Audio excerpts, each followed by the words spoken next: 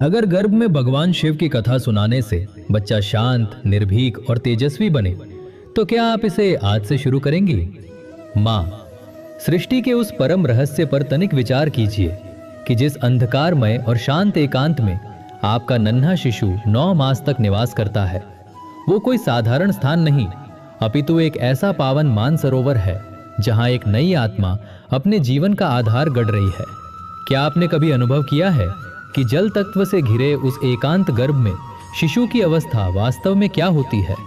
वो ठीक उसी परम शून्य और अगाध ध्यान की अवस्था में होता है, जिस अवस्था में देवादिदेव महादेव कैलाश के शिखर पर अपनी असीम समाधि में लीन होते हैं। जन्म लेने से पूर्व जब उस नन्ही जान के भौतिक नेत्र बंद होते हैं, तब भी उसकी भीतरी चेतना पूर्ण रूप से जागृत होती है। उसकी आत्मा ब्रह्मांड की हर गूंज और हर स्पंदन को पी रही होती है। और ऐसे में यदि उस परम एकांत में उसे सृष्टि के सबसे स्थिर, सबसे शांत और सबसे शक्तिशाली तत्व अर्थात साक्षात भगवान शिव की ऊर्जा से जोड़ दिया जाए, तो क्या चमत्कार होगा? अपने हृदय पर हाथ रखकर विचार कीजिए। यदि केवल महादेव के पावन चरित्र और उनकी अलौकिक कथाओं का नित्य श्रवण कराने मात्र से आपके गर्भ में पल रहा वो नवजीवन जन्म से पूर्व ही शिव के समान असीम शांत, काल से भी न डरने वाला, निर्भीक और भाल पर सुशोभित चंद्रमा के समान तेजस्वी बन जाए, तो क्या आप एक माता के रूप में अपने शिशु को अजेय बनाने वाली इस ईश्वरीय तपस्या का श्रमण आज और अभी से करना नहीं चाहेंगी? माताओं, क्या आपने कभी इस बात पर विचार किया है कि जब आपका शिशु इस संसार में अपनी पहली श्वास लेगा, तो आप उसे कैसा देखना चाहेंगी? क्या आप चाहेंगी कि वो जीवन की छोटी छोटी उलझनों से भयभीत हो जाए, या फिर भयंकर तूफानों के मध्य भी किसी अडिग पर्वत की भांति शांत और स्थिर खड़ा रहे? हर माता ईश्वर से प्रार्थना करती है कि उसका बालक देह से स्वस्थ हो, परंतु कितनी माताएं ये विचार कर पाती हैं कि उस नन्ही सी जान का मन कितना सुदृढ़ होगा? गर्भ केवल रक्त और मांस से शरीर गढ़ने का स्थान नहीं है, ये तो भविष्य, स्वभाव और चेतना गढ़ने का एक परम पवित्र मंदिर है। आज हम उस गूढ़ रहस्य को समझेंगे कि कैसे गर्भकाल में भगवान शिव की कथा का श्रवण करने से शिशु की आत्मा पर एक ऐसा अमर संस्कार पड़ता है जो जीवन भर के लिए उसका रक्षा कवच बन जाता है। इस प्रस्तुति को अंत तक अवश्य श्रवण कीजिएगा, क्योंकि आज मैं आपको महादेव की वो विशेष कथा बताने जा रहा हूं जिसका वास्तविक अर्थ समझना ही एक माता के लिए सबसे बड़ा आशीर्वाद है। आधुनिक विज्ञान भी अब हमारे प्राचीन वेदों के इस शाश्वत सत्य को स्वीकार करता है कि 18 से 20 सप्ताह व्यतीत होने के पश्चात गर्भस्थ शिशु बाहरी ध्वनियों को सुनना और समझना आरंभ कर देता है। सबसे पहले वो किसकी आवाज पहचानता है? अपनी माता की। और वो सबसे अधिक किससे प्रभावित होता है? अपनी माता के भीतर उठने वाली भावनाओं से। यदि माता किसी पीड़ा या भय से ग्रस्त है, तो वो घबराहट और शरीर के भीतर पनपने वाले नकारात्मक रस रक्त के माध्यम से सीधे शिशु तक पहुंचते हैं। परंतु यदि माता भीतर से शांत है, तो वो ईश्वरीय शांति भी उस तक ज्यों की त्यों प्रवाहित होती है। अब यहां एक बहुत गहरा प्रश्न हमारे समक्ष उपस्थित होता है।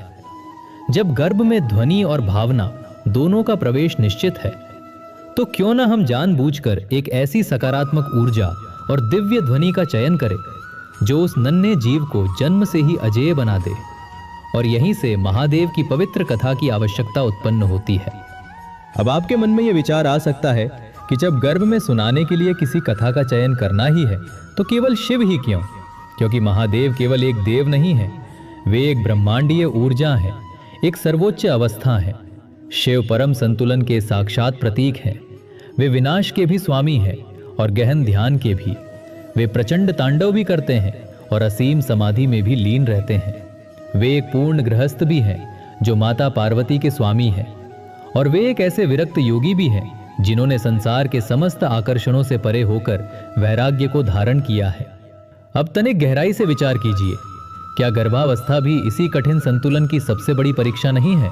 एक स्त्री के भीतर जैसे एक संपूर्ण ब्रह्मांड नया आकार ले रहा होता है। शारीरिक रस और तत्व निरंतर बदलते रहते हैं। भावनाएं हर पल एक नई दिशा में प्रवाहित होती है। कभी अचानक मन असीम आनंद से भर उठता है, तो कभी रात्रि के अंधकार में एक अनजानी सी चिंता घेर लेती है। और कभी अकारण ही नेत्रों से अश्रु बहने लगते हैं। ये केवल मन का भटकाव नहीं है, ये शरीर के भीतर चल रहा एक महासंग्राम है। और ऐसे समय में यदि माता का मन स्थिर ना रहे तो वो हर छोटी सी बाधा से विचलित हो सकती है। यही से भगवान शंकर के चरित्र की महिमा आरंभ होती है। शिव का पूरा स्वरूप हमें केवल एक ही शिक्षा प्रदान करता है, और वो है असीम ठहराव। जब जीवन में विष आया तो वे भयभीत नहीं हुए। जब समाधि में बैठे तो उन्होंने संसार का त्याग नहीं किया।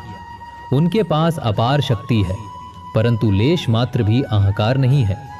क्या एक गर्भवती माता की भी यही सबसे बड़ी आवश्यकता नहीं है? एक माता को भी तो यही परम कला सीखनी पड़ती है। उसे भय को देखना है, परंतु उस भय के अंधकार में डूबना नहीं है। उसे पीड़ा और थकान को स्वीकार करना है, परंतु हताश नहीं होना है। भावनाओं को प्रवाहित होने देना है, परंतु उनकी प्रचंड बाढ़ में स्वयं को बहने नहीं देना है। विचार कीजिए, यदि इस पूरे उतार चढ़ाव के मध्य प्रतिदिन एक ऐसी पवित्र कथा का श्रवण किया जाए जो बार बार संतुलन बनाए रखने का स्मरण कराए, तो क्या मन धीरे धीरे एक शांत सरोवर की भांति स्थिर नहीं हो जाएगा? शिव की कथा कोई साधारण कहानी नहीं है। इसमें एक अलौकिक लय है, एक गहराई है और एक अत्यंत पवित्र विश्राम है। जब आप ओम नमः शिवाय के महामंत्र को सुनती हैं तो क्या घटित होता है? ध्वनि अत्यंत धीमी होती है, लय एकदम स्थिर होती है, आपकी श्वासें स्वतः ही गहरी होने लगती है और हृदय की गति शांत पड़ जाती है। धीमी और बार बार दोहराई जाने वाली ये लय शरीर को विश्राम की उस अवस्था में ले जाती है जहां सारा कोलाहल मिट जाता है। और जब माता विश्राम की उस अवस्था में प्रवेश करती है तो गर्भ में पल रहा शिशु भी उसी शांत और दिव्य वातावरण में पनपता है। इसे एक सत्य घटना के माध्यम से अपने हृदय में उतारने का प्रयास कीजिए। ये कथा है नंदिता की। वर्षों की तपस्या और मन्नतों के पश्चात उसे माता बनने का परम सौभाग्य प्राप्त हुआ, परंतु इस अपार हर्ष के पीछे एक गहरा भय भी छिपा था। कहीं कुछ अनिष्ट न हो जाए। वो हर छोटी बात पर घबरा उठती थी, हर ओर समाधान खोजती और वैद्यों के चक्कर लगाती रहती थी। एक दिन उसकी वृद्ध दादी ने स्नेहपूर्वक उसके सिर पर हाथ फेरते हुए कहा, पुत्री, शरीर की देखभाल तो वैद्य कर लेंगे, परंतु इस नन्ही जान के मन की रक्षा केवल तू ही कर सकती है। उस रात्रि दादी ने उसे महादेव के नीलकंठ स्वरूप की अमर कथा सुनाई।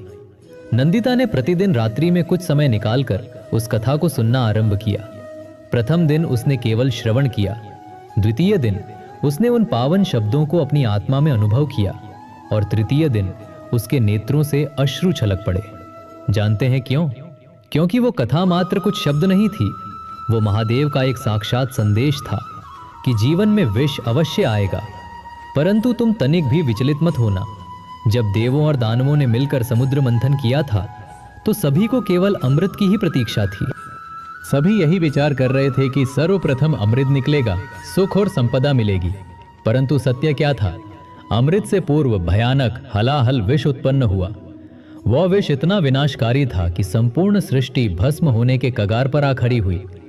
चारों ओर हाहाकार मच गया।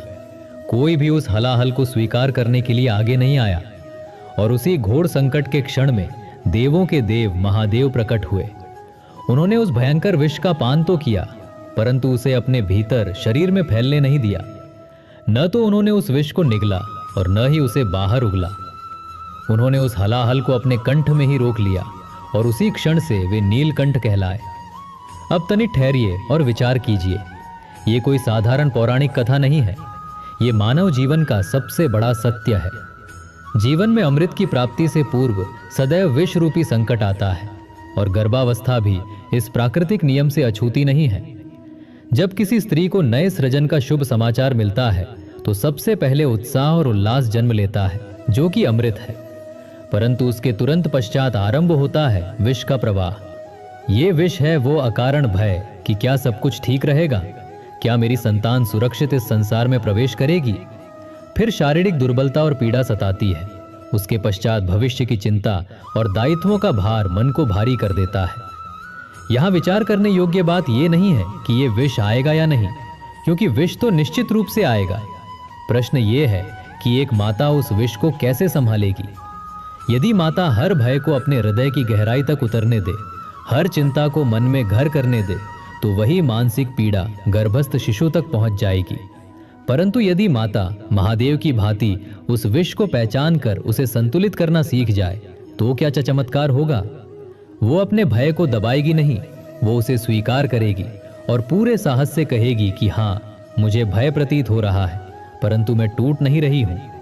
यही नीलकंठ महादेव का परम संदेश है। विष आया परंतु संतुलन नहीं टूटा। अब इस गूढ़ रहस्य को गर्भ के संस्कारों से जोड़कर देखिए। गर्भ में पल रहा वो शिशु केवल अपनी देह का निर्माण नहीं कर रहा है, वो जीवन भर के लिए अपने मन और भावनाओं का आधार गढ़ रहा है। जब माता भय के क्षणों में भी धीरे से अपने उदर पर हाथ रखकर एक गहरी श्वास लेती है और शिव की कथा सुनते हुए अपने विचलित मन को स्थिर करती है, तो वो नन्हा शिशु भीतर क्या अनुभव करता है। उसे एक अत्यंत शक्तिशाली संदेश मिलता है कि संकट और भय आ सकते हैं परंतु हम अडिग और स्थिर रह सकते हैं। यही परम संतुलन है और यही संतुलन वास्तविक शक्ति है। हम अज्ञानतावश ये मान लेते हैं कि दिव्य बालक का अर्थ कोई चमत्कारिक बुद्धि या असाधारण प्रतिभा है, परंतु सत्य तो यह है कि सच्ची दिव्यता केवल भावनात्मक स्थिरता में निवास करती है। वो बालक जो जीवन की विपरीत परिस्थितियों में कभी ना घबराए, जो असफलता मिलने पर भी न टूटे, जो घोर अंधकार में भी संतुलित रहे, क्या वो साक्षात किसी देवदूत से कम है। नीलकंठ महादेव ने विष को न तो निगला और न ही उगला। विष को निगलने का अर्थ है अपने भय को भीतर ही भीतर एकत्रित कर लेना, और विष को उगलने का अर्थ है अपने क्रोध और हताशा को अकारण ही दूसरों पर निकाल देना। परंतु कंठ में रोक लेने का अर्थ है अपने भय को पहचानना, उस पर नियंत्रण पाना और उसे स्वयं पर हावी न होने देना। एक गर्भवती माता को भी इसी महान कला को धारण करना है। उसे अपनी भावनाओं की प्रचंड बाढ़ में बहना नहीं है, बल्कि उन्हें समझकर संतुलित करना है। और जब एक माता नित्य प्रति शिव कथा के माध्यम से ये महान अभ्यास करती है, तो वो केवल कोई कर्मकांड नहीं कर रही होती, वो अपने मन को वश में करना सीख रही होती है। और यही शांत साधना उस गर्भस्थ शिशु के लिए जीवन का सबसे बड़ा संस्कार बन जाती है। स्मरण रखिए, मिट्टी जिस प्रकार की होगी, पौधा भी उसी स्वभाव का निकलेगा। गर्भ वो पवित्र मिट्टी है और माता की भावना उसकी जीवनदायिनी जलधारा है। जब आप अपने गर्भ पर हाथ रखकर पूरे वात्सल्य से कहती हैं कि तुम सुरक्षित हो, तो आपके शब्द ही नहीं बल्कि आपकी आत्मा का स्पंदन भीतर जाता है। और यदि उस स्पंदन में महादेव की कथा का ओज जुड़ जाए तो वो भावना अजेय हो जाती है। इसलिए आज से ही एक छोटा सा संकल्प लीजिए, मात्र 21 दिनों का। हमारे प्राचीन शास्त्र और आधुनिक विद्या दोनों ही ये मानते हैं कि लगातार 21 दिनों तक किया गया कोई भी पवित्र अभ्यास मस्तिष्क और चेतना की दिशा को पूरी तरह से परिवर्तित कर देता है। रात्रि के समय जब संपूर्ण संसार निद्रा में लीन हो और दिन का सारा कोलाहल शांत हो जाए, अपने कक्ष का प्रकाश मध्यम कर लें और संसार से जोड़ने वाले सभी यंत्रों को स्वयं से दूर कर दें, क्योंकि यही वो प्रहर है जब आपका मन सर्वाधिक शांत और ग्रहणशील होता है। अत्यंत विश्राम की मुद्रा में लेट जाएं और अपना दाहिना हाथ बहुत ही स्नेह के साथ अपने उदर पर रखें। एक गहरी श्वास भीतर लें और फिर अत्यंत धीमी और मधुर आवाज में शिव कथा अथवा ओम नमः शिवाय के महामंत्र का श्रवण करें। इसे यंत्रवत न सुने, अपितु अपने हृदय की गहराइयों से महसूस करें। जब मंत्र का उच्चारण हो तो अपनी श्वासों को उसकी पवित्र लय के साथ एकाकार कर दे। जब ओम की ध्वनि गूंजे तो एक गहरी श्वास भीतर ले, और जब नमः शिवाय कहा जाए तो अपने भीतर के संपूर्ण भय और चिंता को श्वास के साथ बाहर निकाल दे। आप अनुभव करेंगी कि आपकी देह का सारा तनाव पिघल रहा है और मन किसी शांत सरोवर सा स्थिर हो गया है। और फिर अत्यंत कोमल स्वर में अपने भीतर पल रहे उस नवजीवन से वार्तालाप करें। उदर पर हाथ फेरते हुए कहें, तुम पूर्णतः सुरक्षित हो, तुम निर्भीक हो, तुम शांत हो, तुम सूर्य की भांति तेजस्वी हो। ध्यान रहे, जब आप निर्भीक शब्द का उच्चारण करें तो अपने भीतर से भय को पूर्ण रूप से बाहर निकाल दें। जब आप शांत कहें तो सर्वप्रथम स्वयं को उस असीम शांति में डुबो दें, क्योंकि गर्भ में शब्दों से कहीं अधिक आपकी सच्ची भावनाएं ही प्रवेश करती हैं। ये 21 दिनों का पावन अभ्यास केवल आपके शिशु के लिए ही नहीं, अपितु स्वयं आपके लिए भी एक संजीवनी है। आप पाएंगी कि आपकी चिंताएं क्षीण हो गई हैं, निद्रा गहरी हो गई है और आपका आत्मबल हिमालय के समान ऊंचा हो गया है। आपको ये प्रतीत होगा कि सृजन के इस महायज्ञ में आप एकाकी नहीं हैं, अपितु सृष्टि के रचयिता स्वयं महादेव आपके साथ खड़े हैं। यदि किसी दिन आप ये नियम पूरा ना कर पाएं तो तनिक भी व्याकुल ना हो। ये कोई कठोर परीक्षा नहीं है, ये तो केवल एक माता का असीम प्रेम है, और प्रेम में कोई विवशता नहीं होती, केवल निरंतरता होती है। तो आज से ही इस संकल्प को धारण करें। धीरे धीरे आप अपनी आत्मा में ये अनुभव करेंगी कि आपका शिशु केवल आकार ही नहीं ले रहा है, अपितु वो महादेव के अपार साहस, गहन शांति और दिव्य प्रकाश को अपने भीतर आत्मसात कर रहा है। और वर्षों पश्चात जब जीवन के किसी भीषण संग्राम में वो बिना विचलित हुए अडिग और शांत खड़ा रहेगा, तब आपको अपने उन 21 दिनों के छोटे से संकल्प का स्मरण हो आएगा। वो एक ऐसा नन्हा सा बीज होगा जिससे एक अजेय और संतुलित महावृक्ष ने जन्म लिया। दिव्य बालक का अर्थ कोई चमत्कार नहीं है। दिव्य बालक वो है जिसमें परम संतुलन हो, असीम आत्मविश्वास हो, जिसमें भय का वास ना हो, और ये सब कुछ गर्भकाल में ही बोया जा सकता है। कभी कभी आप थक जाएंगे, कभी कभी अश्रु भी छलक पड़ेंगे, ये पूर्णतः स्वाभाविक है। महादेव भी तो रोए थे, उनकी आंखों से करुणा की गंगा बहती है। इसलिए पूर्णता की खोज मत कीजिए, केवल ये प्रेम भरा प्रयास कीजिए। ये प्रस्तुति कोई अंधविश्वास नहीं है, ये एक पूर्ण सत्य और आध्यात्मिक चेतना है। गर्भकाल वो परम पवित्र समय है जब माता केवल एक जीवन को ही जन्म नहीं देती, अपितु वो उस जीवन को अपना स्वभाव भी दान में देती है।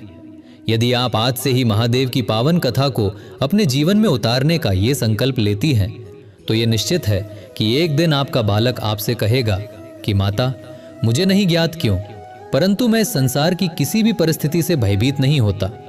और उस दिन आप मंद मंद मुस्कुराते हुए हृदय में विचार करेंगी कि ये उस परम शांति का फल है जो मैंने तुम्हें गर्भ में महादेव के माध्यम से प्रदान की थी। यदि आप भी अपने भीतर पल रहे उस नए सृजन को इस अलौकिक शांति और अपार साहस का रक्षा कवच पहनाना चाहती हैं, तो आज से ही इस पावन यात्रा का आरंभ कीजिए और अपने हृदय के पूर्ण विश्वास के साथ नीचे संदेश में अवश्य अंकित कीजिए कि मैं अपने बालक को महादेव की परम शांति और अजेय साहस प्रदान कर रही हूँ। क्योंकि स्मरण रहे, एक माता का प्रेम भरा स्वर ही शिशु के लिए ईश्वर की सर्वप्रथम ध्वनि होती है। जय शिव शंकर।